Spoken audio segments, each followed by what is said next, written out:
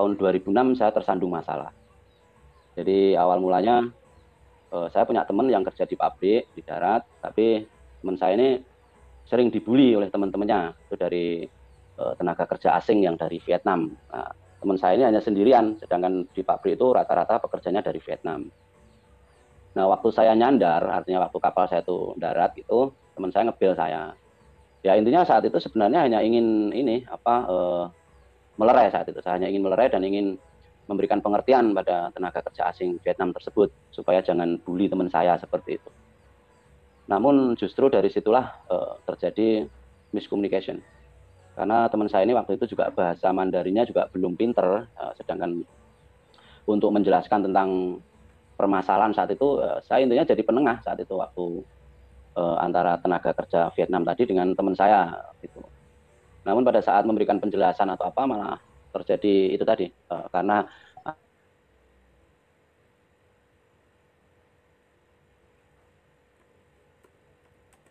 anak-anak 7 anak waktu itu pertemuannya Nanto sana Taiwan.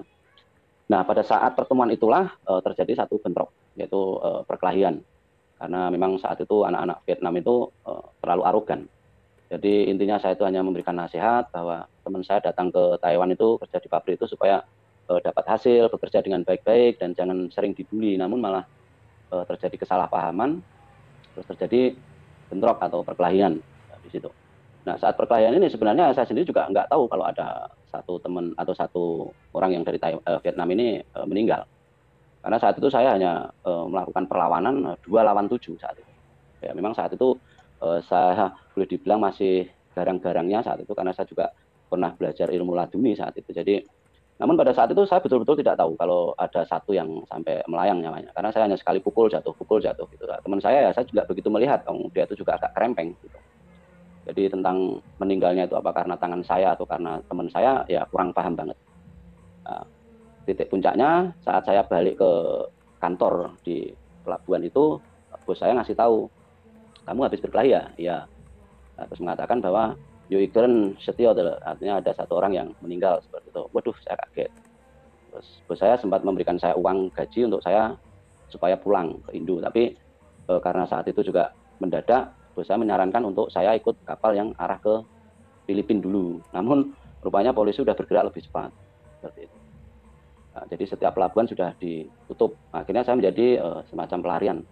Hampir 5 bulan saya menjadi pelarian karena kejadian itu bulan 6, saya tertangkap bulan Desember. Kejadian bulan 7 saya tertangkap bulan Desember. Nah, pada saat itu yang tertangkap teman saya dulu. Intinya di situ. Yang saya bantu itu. Nah, saat dia tertangkap duluan, dia melaporkan atau membuat berita acara bahwa semua saya yang melakukan seperti itu. Jadi semua kesalahan ditimpakan pada saya. Nah, bodohnya saya waktu itu boleh dibilang karena ingin melindungi teman, pikir saya masalah itu masalah kecil gitu. Ya udah tak akoni, yang penting gue mulai nggak apa-apa, kamu bisa pulang nggak apa-apa. Yang penting nanti kamu kasih ini uang apa semua ke anak istri saya. Pikir saya saat itu ya kayak di Indonesia dalam perkelahian atau apa paling-paling 7 tahun atau 8 tahun maksimal 9 tahun paling separuh sudah pulang. Itu waktu itu pikiran saya seperti itu. Namun rupanya di pengadilan itu luar biasa bedanya dengan di Indonesia. Akhirnya malah kami berdua terjerat yang disebut dengan pasal Kongcong Saren, artinya pembunuhan berencana. Kenapa begitu? Karena saat kejadian atau tempat kejadian itu dengan saya punya tempat kerja jauh. Jadi nek wong Jawa ngarani dikira aku ki ngluruk. Artinya dikira saya itu yang mendatangi dengan niat seperti itu. Lah itu pasalnya berat banget saat itu. Waktu itu saya ingin membebaskan teman saya, malah dua-duanya kena. Dan malah saya yang dituduh sebagai otaknya seperti itu. Akhirnya teman saya kena 14 tahun, saya kena seumur hidup. Namun saya nggak putus asa saat itu, saya sempat melakukan banding sampai 4 kali. Namun yang keempat di Mahkamah Tinggi saya ditolak. Jadi dari 15 tahun turun menjadi 15 tahun, dari seumur hidup turun menjadi 15 tahun, turun lagi jadi 14, terus 13,5, terus naik banding lagi ke Mahkamah Tinggi, ditolak karena tidak adanya saksi atau bukti baru. Sedangkan teman saya yang harusnya mau untuk jadi saksi lagi, dia sudah tidak mau karena dia takutnya justru dia nanti lebih berat seperti itu. Itu masa naik banding itu aja hampir 1 tahun 9 bulan. Itu sudah memakan waktu dan tenaga dan pikiran. Nah, waktu saya dapat istilahnya itu tuntutan hukuman yang pertama itu, saya mengabari di rumah ngabari istri dan anak-anak karena seperti itu kalau saya terkena masalah di Taiwan. Namun apa yang terjadi, justru istri dan anak-anak merasa malu seperti itu. Terus nggak mau berhubungan lagi. Jadi selama itu saya udah nggak dapat surat lagi. Intinya ya, tapi saya tetap masih percaya. Mungkin dia nggak kirim surat karena sesuatu hal atau apa. Jadi saya masih bersabar saat itu. Nah, setelah proses hukum selesai, mulai dari kalau di sini itu dibilang mulai dari kabupaten sampai provinsi dan seterusnya. Jadi saya sempat pindah tempat waktu itu dari Nantou, Taichung sampai ke Taipei. Jadi setelah vonis itu selesai, saya dipindah di penjara internasional di Taipei sana, yaitu di Taoyuan. Nah, saat saya masuk di penjara internasional itu, saya kalau di penjara internasional itu kan orang harus diisolasi dulu supaya saya tidak bisa langsung kumpul dengan yang lain atau dipekerjakan di pabrik, itu tidak bisa. Jadi harus diisolasi dulu. Jadi perlu diketahui di penjara internasional Taipei sana, di Taoyuan itu para napi itu dipekerjakan di pabrik. Di sana ada sekitar 18 pabrik. Nah, pada saat saya menjalani isolasi itulah hampir setelah 1 tahun 9 bulan ditambah 3 bulan berarti hampir 2 tahun, saya mulai mengalami katakanlah kebimbangan rohani. Karena saya merasa hidup saya sudah nggak berarti. Nggak pernah ada yang menjenguk, nggak ada surat datang atau apapun. Intinya saya sudah hampir boleh dibilang dalam titik nadir saat itu. Merasa kesepian. Walaupun saya banyak berdoa dan lain sebagainya, tapi saya merasa hampa. Nah, menginjak tahun ketiga saya di situ, saya dapat kunjungan saat itu. Kunjungan orang Indonesia. Itu kunjungan pertama yang saya terima. Itu membuat hati saya benar-benar terenyuh dan kaget. Saya kira saudara atau siapa yang datang. Tapi ternyata saya tidak kenal dengan beliau ini. Artinya orang yang belum pernah saya tahu dan saya belum pernah kenal. Beliau ini mengunjungi saya, ya hanya sekedar tanya kabar atau apa, dan beliau ini membawakan beberapa majalah saat itu. Ada majalah Tempo dan lain sebagainya untuk bacaan seperti itu. Dia hanya sekedar ngobrol biasa, memberi semangat dan lain sebagainya. Namun sebelum beliau ini balik, artinya setelah kunjungan itu, beliau sempat mengajak berdoa. Dalam doa itu ya saya tekun dengerin, namun setelah kata akhirnya itu, dalam doa itu diakhiri dengan dalam nama Tuhan Yesus Kristus kami berdoa, amin. Itu saya sempat kaget.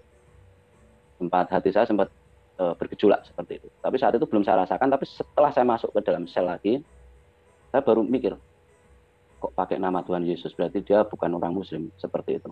Pikiran saya sudah seperti itu. Tapi yang mengherankan, seperti ada kedamaian dalam hati saya saat itu.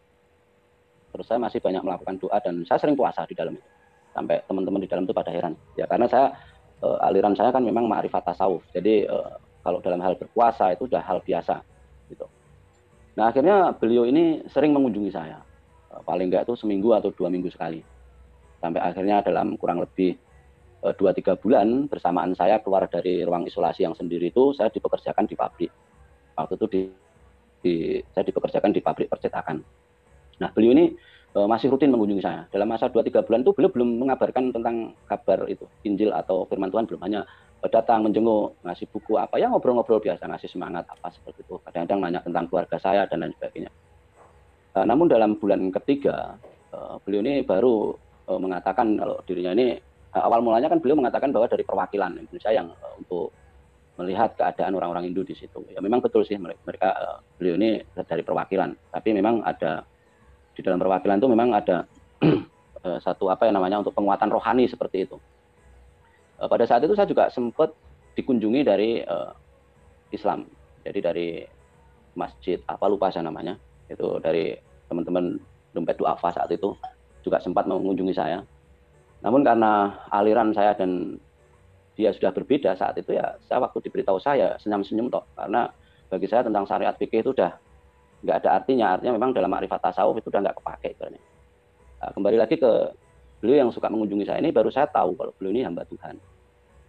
Nah, karena saya tahu dia hamba Tuhan, tapi kok dia baik, ya setiap beliau datang ya saya seneng aja ngobrol ngalur ngidul kayak gitu. Tapi dalam pemberitaan firman, jujur hati saya saat itu udah mikir nggak ada apa-apanya ibaratnya kayak gitu. Karena sudah tertanam dalam hati dan pikiran saya, mereka bukan menyembah Tuhan yang sejati. Itu pikiran saya saat itu seperti itu. Jadi saya udah boleh dibilang nggak percaya seperti itu. Jadi saya masuk di dalam itu sekitar tahun 2006.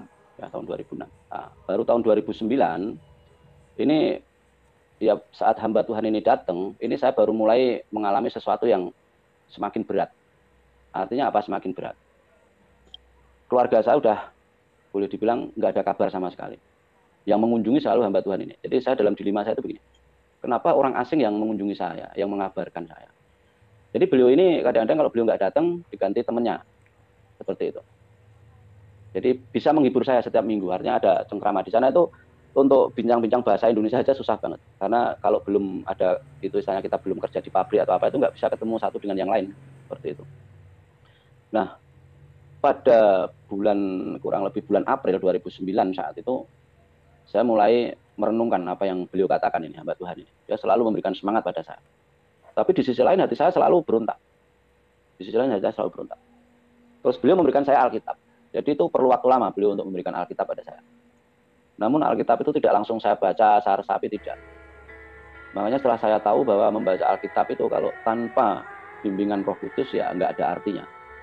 Hanya sekedar buku bacaan. Itu saya alami sendiri karena pada saat saya diberi Alkitab itu saya hanya ingin baca sebagai teman pengantar tidur gitu. Itu sampai saya boleh dibilang tuh katam nggak terhitung berapa kali dari kitab Kejadian sampai Wahyu. Karena hiburannya cuma itu, mau tidur nggak bisa ya baca itu.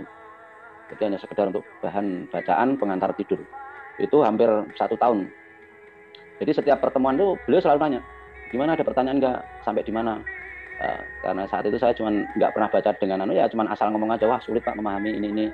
Asal tebak aja, terus beliau ngasih ini. Tapi saya hanya sekedar mendengarkan aja sebenarnya. Artinya dalam hati dan pikiran saya udah nggak masuk, intinya gitu aja. Jadi menyepelekan seperti itu. Nah, puncak kegelapan terjadi sekitar akhir 2009, awal 2010. Saya dapat surat dari istri saya. Itu yang menulis anak saya. Isinya bahwa istri saya mau berpisah. Saya saat itu ya masih memaklumi lah. Artinya yang saya di dalam mungkin istri nggak kuat nahan, atau mungkin anak-anak perlu bimbingan yang lain. Ya banyak hal, intinya saya masih bisa memaklumi. Karena boleh dibilang saya tuh saat itu memang orang yang bisa menelaah, artinya bisa memahami tentang kehidupan. Kalau saya di dalam sana nggak ada yang merawat dan lain sebagainya, kalaupun mau minta pisah atau cerai, bagi saya ya wajar. Jadi saya nggak ada rasa sakit hati saat itu. Artinya saya masih bisa memaklumi, walaupun ya agak kecewa seperti itu. Namun pertengahan 2011 itu membuat saya kaget. Kagetnya itu bukan sekedar kaget, tapi sesuatu yang benar-benar membuat hidup saya itu gelap. Ternyata istri saya ini bukan mau menikah dengan orang lain atau apa. Setelah bercerai dengan saya, mengajukan perceraian itu dan saya izinkan itu, ternyata siapa yang mau jadi calon suaminya. Itu yang membuat saya tuh betul-betul seperti nggak bisa menerima. Seperti itu. Ternyata calon suaminya adalah adik kandung saya. Padahal setahu saya saat itu adik kandung saya ini juga sudah punya istri seperti itu. Tapi ternyata dia juga menceraikan istrinya, padahal dia juga sudah punya anak saat itu. Itu yang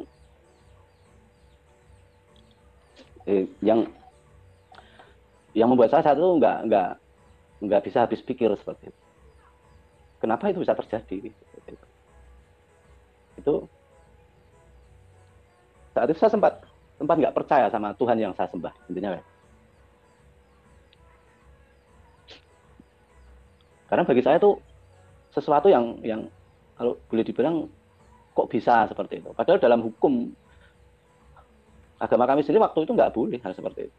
Jadi secara agama maupun adat budaya itu sudah melanggar. Tapi kenapa saudara saya sendiri dan istri saya melakukan hal itu? Kecuali saya sudah meninggal, itu baru boleh. Hukumnya seperti itu. Makanya itu puncak kegelapan dalam hidup saya. Jadi akhirnya saya mengalami satu titik nadir di mana doa-doa saya nggak pernah dijawab oleh Tuhan, malah kenapa seperti itu? Padahal istri saya ini orang yang tahu agama. Wong mertua saya itu juga kiai haji, imam masjid. Kenapa itu terjadi? Itu yang membuat saya kadang waktu itu kehilangan arah seperti itu. Jadi seperti hidup segan mati tak mau. Tapi ya itulah. Jadi saya sempat boleh dibilang nggak tahu apa yang harus saya lakukan. Antara dendam dan lain sebagainya, sakit hati dan lain sebagainya, itu perang dalam hati saya. Padahal saya sendiri sudah melakukan yang disebut ajaran ma'rifat tasawuf. Harus bisa mengampuni, harus bisa apa, tapi tetap kosong hati saya saat itu, tetap kosong. Bahkan sampai saya brutal lagi di dalam situ. Brutal, misalnya saya kayak sudah nggak punya pegangan. Intinya seperti itu. Nah, suatu ketika hamba Tuhan ini datang lagi mengunjungi saya. Dia tahu kalau saya dalam keadaan sedih. Dia tanya, ada apa man? Ya pokoknya tanya macam-macam. Tahulah kalau saya dalam keadaan nggak seperti biasanya. Jadi habis saya dapat surat itu, hamba Tuhan ini datang, tahu kalau saya dalam keadaan kacau. Terus beliau ini ngomong gini, coba kamu baca Alkitab yang saya beri ke kamu. Kamu kan belum pernah baca dengan sungguh-sungguh. Nah, saya cuma tak iyanin aja, tapi saya juga belum mau baca. Baru sekitar akhir 2011 saat rohani saya sudah mulai hancur luluh, katakan seperti itu. Saya mendapat satu mimpi. Nah, jadi mimpi ini bukan hanya sekedar mimpi kalau menurut saya, karena waktu itu bulan 12 saya seperti ditarik dua sosok saat itu. Jadi hitam dan putih sampai badan saya sakit semua dan keluar banyak keringat. Padahal itu bulan Desember pas musim dingin. Di Taiwan kalau musim dingin pakai selimut tebel aja masih kedinginan. Sampai saya hampir teriak karena begitu sakitnya kedua tangan saya dan tubuh saya. Tiba-tiba ada satu cahaya yang luar biasa. Yang mata saya pun sampai silau luar biasa. Pokoknya nggak bisa diungkapkan itu cahaya itu. Baru kedua sosok ini melepaskan tangan saya. Terus saya terbangun. Badan saya udah penuh keringat. Nah, pas kebetulan besoknya ada kunjungan lagi dari hamba Tuhan ini. Sempat saya tanya dalam mimpi itu. Terus beliau sama nasihatnya. Kalau kamu mau tahu jawabannya ya baca itu Alkitab seperti itu. Nanti kan ada jawabannya di situ. Sejak saat itu saya mikir, lama ini hampir 3 tahun, 4 tahun hidup saya hampir kehilangan ibaratnya itu rohani saya itu benar-benar udah titik nadir. Maka sebelum saya baca Alkitab saat itu saya sempat tantang Tuhan Yesus. Karena saya sudah hampir 3 tahun itu dibimbing oleh beliau. Dari 2009, 2010 sampai 2011. Tapi saya masih kosong. Artinya kosong, saya belum mengimani itu Alkitab. Jadi nggak mudah bagi saya saat itu. Saat itu saya tantang Tuhan. Karena saya sudah dapat penjelasan dari beliau, hamba Tuhan ini. Kalau Tuhan itu begini-begini ajaib, bla bla bla. Semua intinya kayak itu. Malam itu saya tantang Tuhan. Kalau engkau Yesus benar-benar Tuhan dan Juru Selamat. Saya cuma minta satu aja, malam ini bisa tidur nyenyak. Besok saya bangun tidak dalam keadaan marah. Kenapa saya doanya cuma sesimpel itu? Karena saat itu saya sudah dalam keadaan kosong rohani. Artinya saya sudah nggak percaya lagi dengan makrifat saya yang dulu, bahkan dengan Tuhan yang saya sembah. Saya awalnya saat itu tuh pokoknya marah-marah. Sampai dalam satu sel itu 9 orang tuh sering saya tendang. Karena dalam situ satu-satunya orang yang punya katakanlah label paling kejam kan saren atau pembunuh seperti itu. Dan saya satu-satunya di dalam sel itu. Jadi sampai saya disebut lauta di sel itu. Artinya lauta itu yang paling berkuasa. Karena di situ kebanyakan yang ada di situ ya, pemerkosa apa dan lain sebagainya yang kasusnya ringan-ringan. Paling ada juga yang kasus narkoba itu ada 2 atau 3 orang. Dan saya satu-satunya yang saren seperti itu. Dalam doa saya atau dalam tantangan saya itu luar biasa. Saya bisa tidur nyenyak malam itu. Bangun pas saat pintu digedor sama petugas. Kan kalau waktunya bangun kan ada petugas yang gedorin pintu. Duk gitu. Saat bangun saya sudah dalam keadaan seger. Dan saya nggak marah-marah saat itu. Sampai ada sukacita yang luar biasa. Saya sering senyum sendiri kalau anak buah atau teman ngomong di situ saya nggak marah dan lain sebagainya. Yang intinya ada keanehan. Sampai teman-teman tuh ngomong, oh ini si Aman sen cimbing. Artinya udah mulai gila, senyum sendiri seperti itu. Tapi saya santai aja. Nah pada saat itu saya udah intinya mulai ingin belajar Alkitab. Jadi saya mulai melakukan perbandingan. Yang luar biasanya, saat saya mau baca Alkitab kan saya sudah bilang gini, karena saya waktu itu baca Alkitab tidak pernah doa. Makanya saya waktu mau baca Alkitab itu, doa saya simpel kayak menghina Tuhan juga kadang-kadang. Saya bilang begini, kalau Alkitab yang saya pegang ini benar-benar firman Tuhan, maka Tuhan pasti akan tunjukkan kebenaran. Cuma itu aja, saya simpel. Saya belum mengenal Roh Kudus, dalam arti belum percaya Roh Kudus itu seperti apa dan lain sebagainya. Saya sampai kaget saat saya membaca di kitab Kejadian pasal 1 ya, tentang Tuhan mau menciptakan manusia di ayat 26-27. Baiklah kita ciptakan manusia seturut dengan gambar dan rupa kita. Itu saya kaget waktu itu. Karena selama itu saya belum pernah, walaupun saya sering baca Alkitab, sudah pernah khatam ibaratnya, tapi nggak pernah masuk dalam otak saya, karena waktu itu hanya sekedar membaca, nggak pernah saya resapi. Itu sempat saya kaget. Loh, manusia ternyata diciptakan sesuai dengan gambar dan rupanya. Itu saya telah terus. Terus saya teringat dengan ajaran saya saat itu, yaitu tentang sangkan parang ning gumadi. Artinya tentang bagaimana manusia itu terjadi, Allah itu menciptakan. Karena dalam ajaran saya dulu mengatakan bahwa manusia itu diciptakan oleh Allah itu dengan kesempurnaan. dan ada ruh Allah. Nah, itu terus saya terangsang dalam waktu membaca itu. Ternyata betul, di dalam kitab Kejadian, saat Allah menciptakan manusia memang benar. Sama persis waktu saya di Ma'rifat. Jadi Allah menciptakan manusia dari debu tanah dan ditiup dengan rohnya. Nah itu saya mulai mengadakan perbandingan. Saya sempat menulis buku. Walaupun sampai sekarang buku itu saya nggak berani menerbitkan. Tapi saya sudah sempat menulis buku di dalam itu. Dari situ saya mulai belajar perbandingan. Saya merasakan yang luar biasa itu, hidup saya mulai berubah. Secara rohani. Jelas saya mengalami perubahan. Nah, setelah saya melakukan perbandingan antara ajaran saya yang dulu, Ma'rifat Tasawuf, dengan Alkitab, ini memang luar biasa. Bagi saya sesuatu yang ajaib. Kehausan tentang rohani saya, dan sesuatu yang kosong waktu saya di Ma'rifat itu terjawab di situ. Terutama tentang Sang Sabda, yaitu Sang Firman. Itu semua terjawab di dalam Alkitab. Barulah saya mengalami satu, katakanlah, titik balik dalam hal rohani. Terus saya sudah berani menyebut nama Yesus sebagai Tuhan dan Juru Selamat saya. Dan saya tahu bahwa Roh Kudus itu adalah Roh Allah itu sendiri. Karena saya sudah mengalami yang disebut waktu di Ma'rifat Tasawuf itu, ada yang disebut dengan Ma'rifatullah itu, dalam diri manusia itu memang bisa manunggaling ka Allah Gusti. Itu luar biasa. Jadi saya mulai mempercayai Tuhan, dan saya menemukan jawaban selama ini kenapa doa-doa saya selalu tertolak. Artinya kenapa nggak sampai ke hadirat ilahi, ke hadirat Tuhan, ke hadirat Allah. Ternyata masih ada satu nama atau alamat yang harus kita sebut. Jadi saat itu saya berdoa sebelum saya mengenal Sang Sabda atau Sang Firman yang menjadi manusia ini, doa saya belum ada alamat, ibaratnya seperti itu. Namun setelah saya mengenal bahwa Sang Sabda atau Sang Firman ini adalah Allah itu sendiri, baru saya mengalami titik balik yang luar biasa. Itu waktu saya baca di kitab Yohanes pasal 1 ayat 1. Jadi pada mulanya adalah Firman, Firman itu bersama-sama dengan Allah, dan Allah itu adalah, dan Firman itu adalah Allah. Jadi di situ jelas sekali di ayat itu bahwa Sang Firman itu adalah Allah itu sendiri. Itu membuat saya, kehausan rohani saya saat itu terjawab. Nah, akhirnya titik baliknya karena saya sudah mengalami banyak hal saat itu, yang mana hidup saya sudah mulai dirubahkan oleh Tuhan, oleh Roh Kudus. Tuhan benar-benar panggil saya. Walaupun saya berusaha menghindar saat itu, tapi memang Tuhan pilih saya. Tuhan panggil saya. Akhirnya 7 Desember 2012 saya dibaptis. Masih di dalam di situ. Nah, disitulah mujizat-mujizat Tuhan saya rasakan. Itu luar biasa sekali. Yang pada saat saya belum menerima Tuhan, katakanlah tidak pernah ada yang menjenguk saya, tidak ada pernah yang mengunjungi saya, hanya satu orang hamba Tuhan itu aja. Bahkan saya tahunya hanya bekerja di pabrik, keluar lagi masuk ke dalam, keluar lagi masuk ke pabrik, keluar lagi, itu aja rutinitasnya. Saat itu setelah saya dibaptis, saya mengalami perubahan. Waktu itu saya hanya ingin ngetes, karena saya pernah baca di Alkitab bahwa jika engkau punya iman sebesar biji sawi saja, engkau mampu memindahkan gunung itu ke tengah lautan. Karena saya itu orangnya yang tipenya dari dulu memang dari Ma'rifat, suka berani menantang. Maka waktu itu saya berdoa begini, Tuhan Yesus, aku ingin membuktikan firman-Mu, bahwa punya iman sebesar biji sawi saja mampu memindahkan gunung ke tengah lautan. Aku minta Tuhan, walaupun tubuhku di dalam, tapi aku ingin tahu dunia luar. Itu tantangan saya memang seperti itu. Kalau memang Tuhan bisa tunjukkan, saya akan semakin menyerahkan diri saya untuk Tuhan. Puji Tuhan, tantangan saya dijawab oleh Tuhan, dianggap sebagai doa.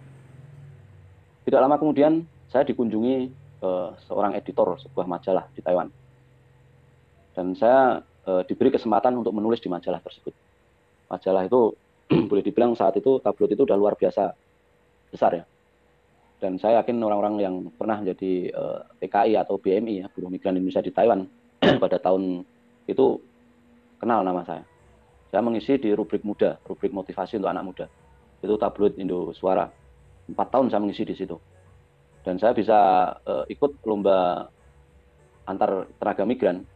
Itu lomba puisi maupun cerpen. Dan saya sempat juara 1, 2 kali kalau tidak salah. Sama juara 2, juara harapan itu selalu saya menang. Itu bisa dicek langsung itu. Ada masih sekarang di tenaga kerjaan Taiwan. Mungkin masih ada data saya di sana. Sejak saat itu saya mulai banyak teman. Mereka kaget saat tahu bahwa sang penulis di majalah ini, sang penulis motivasi rubrik muda ini, ternyata berada di dalam. Akhirnya saya punya banyak teman. Hampir tiap hari saat itu atau tiap minggu itu ada yang mengunjungi saya. Ada yang membawa buah, ada yang apapun, makanan semua. Itu luar biasa. Mungkin saudara-saudara akan mikir, cuman makanan, cuman buah, mujizat apa, kan begitu. Tapi jangan salah sangka. Orang yang dalam keadaan di dalam, terpenjara, dikunjungi teman atau orang lain bisa bercakap-cakap, itu sudah luar biasa bahagianya. Apalagi bisa makan makanan yang ada di luar, itu luar biasa. Itu mukjizat bagi saya. Namun yang lebih daripada itu, mukjizat yang saya rasakan, saya sudah bisa melupakan rasa sakit hati saya terhadap istri, keluarga, dan semuanya. Dan saya hidup walaupun di dalam saat itu, tapi seperti di luar. Saya punya seperti kebebasan. Walaupun tubuh terpenjara, tapi pikiran hati saya ada di luar. Jadi itulah yang saya rasakan mukjizat Tuhan yang luar biasa buat saya. Jadi nggak gampang memang. Nah, mukjizat yang saya rasakan lagi, seharusnya saya menjalani hukuman 13 tahun setengah, yang pada waktu itu dari 15 tahun, terus turun sampai 13 tahun setengah, saya hanya menjalani 6 tahun 9 bulan. Kalau ini bukan mukjizat Tuhan juga nggak mungkin seperti itu. Jadi saya hanya menjalani 6 tahun 9 bulan. Jadi saya tanggal 2 September 2016 saya bebas. Saya pulang. Saat saya pulang, saya bebas pun saya nggak berani langsung pulang ke rumah. Karena rumah saya sudah ditinggali mantan istri saya dan adik saya. Mereka sudah berkeluarga. Saya pulang ke tempat kakak saya. Saya sempat bingung saat itu. Mungkin bagi orang yang belum mengerti seperti apa status orang yang baru keluar dari lorong gelap, mungkin akan memandang ringan. Jujur saya katakan, setelah saya pulang, ternyata bukan sesuatu yang enak yang saya rasakan. Justru lebih perih daripada saat saya masih di dalam. Orang memandang saya sebelah mata. Saya cari kerjaan susah, orang pun nggak ada yang percaya.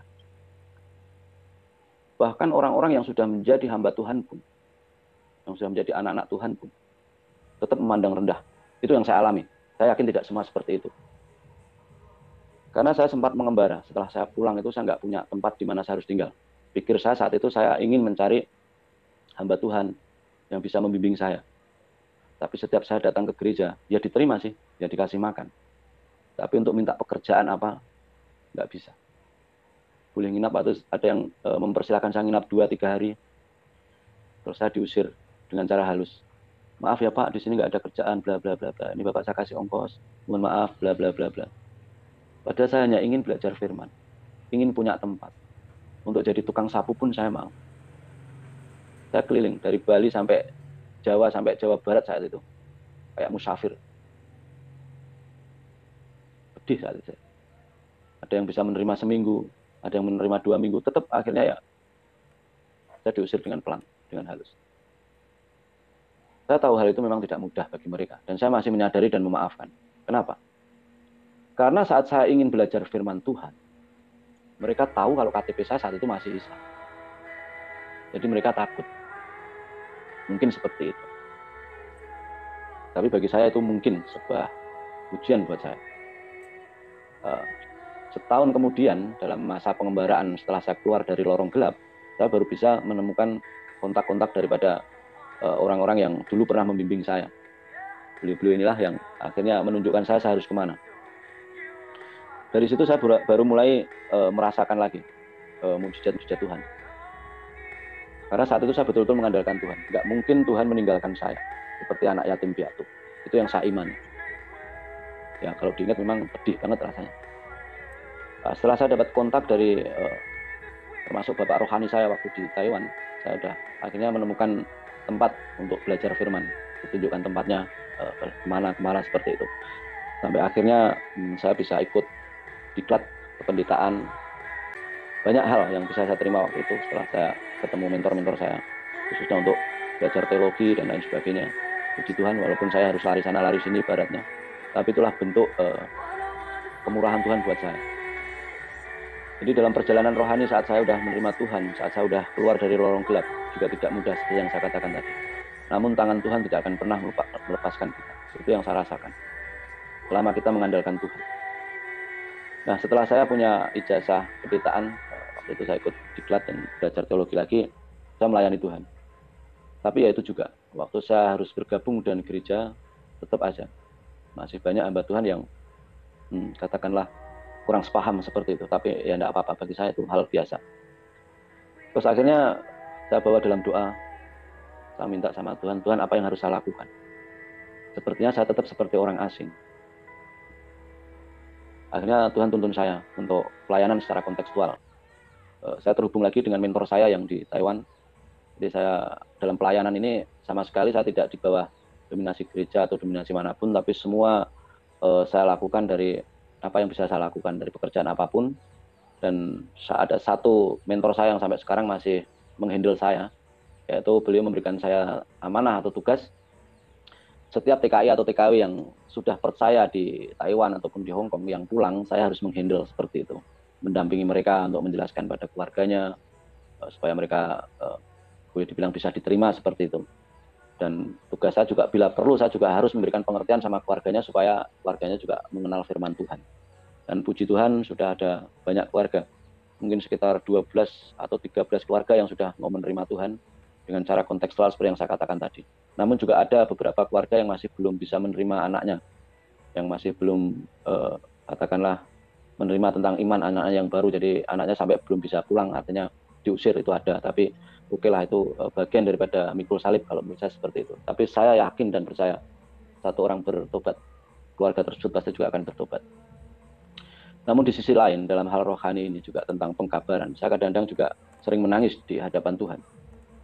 Saya bisa mentobatkan banyak orang dengan cara kontekstual, tapi anak saya sampai sekarang masih belum bisa itu. Tapi saya percaya suatu ketika anak saya pasti juga akan dipanggil Tuhan, akan dibukakan hatinya. Makanya di sini saya minta dukungan saudara-saudara yang mendengarkan kesaksian saya untuk bantu doa anak saya. Walaupun kemarin saya sempat ada sedikit masalah dengan anak saya, tapi saya tetap mencintai anak saya. Walaupun dia katakan bahwa tidak rela kalau saya jadi walinya kalau dia menikah atau apa. Intinya saya tidak masalah itu bagi saya, cuman ya saya sedihnya aja intinya. Ya mudah-mudahan aja Tuhan membuka hatinya bahwa apa yang saya lakukan semua demi kasih saya terhadap anak saya. Saya sangat mengasihi anak saya. Mudah-mudahan anak saya dengar ya. Saya berharap anak saya dengar. Tulus hati saya mengasihi. Seperti Tuhan mengasihi saya.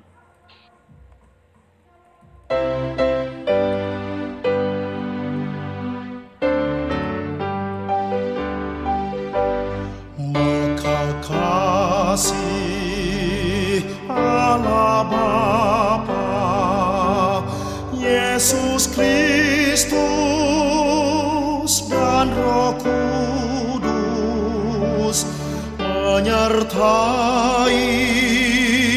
kita semua sekarang dan selamanya.